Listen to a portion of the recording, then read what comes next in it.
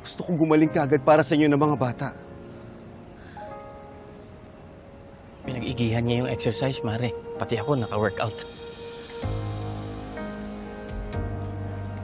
Well, masimula pa lang ito. Pinapangako ko sa'yo, gagawin ko lahat para maging masaya yung pamilya natin. At hindi na tayo maghihiwalay ulit. Pangako yan.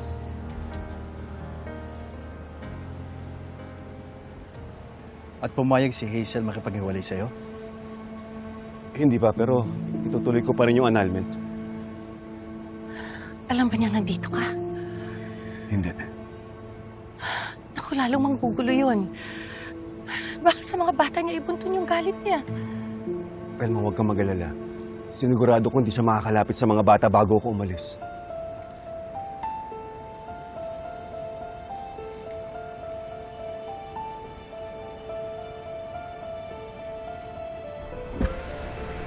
Ma'am, bawal ho kayo dito, ma'am.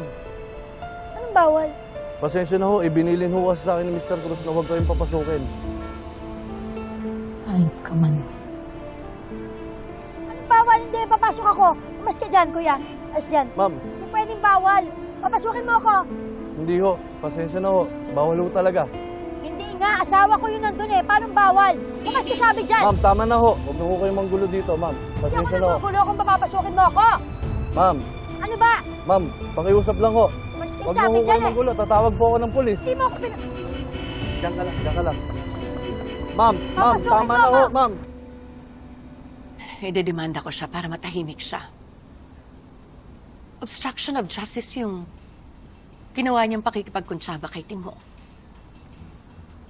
But I don't think that would be enough. Obsessed si Hazel kay Manuel.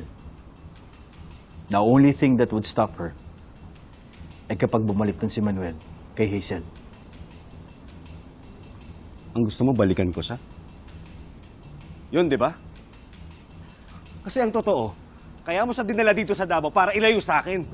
Manuel, Walang galang na po, pero wala kayong karapatang magsalita ng ganyan kay Noah. Pagkatapos ng lahat ng ginawa niya para sa inyong pamilya.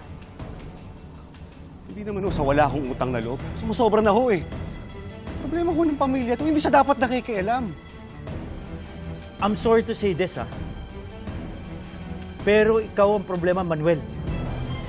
Kaya lang naman ginugulo ni Hazel si Pelma nang dahil sa'yo. And that's what I'm worried about. Yan ba? Yan yung sinasabi mo kay Pelma para kumbinsin siya na wag na kami magbalikan? Manuel, tama na! Tama na! Si Noah walang ginawa kundi tulungan ako. Si Hazel naman ang gustong sumira ng pamilya. Ah! Ah! Ah! Ah! Pelma. Pelma, ano kailangan mo?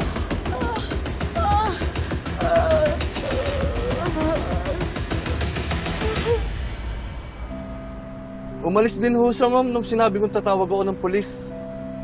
Okay, good. Salamat, Opo. kuya. Mag-iingat po kayo, ma'am, ha? Sige. Sige po.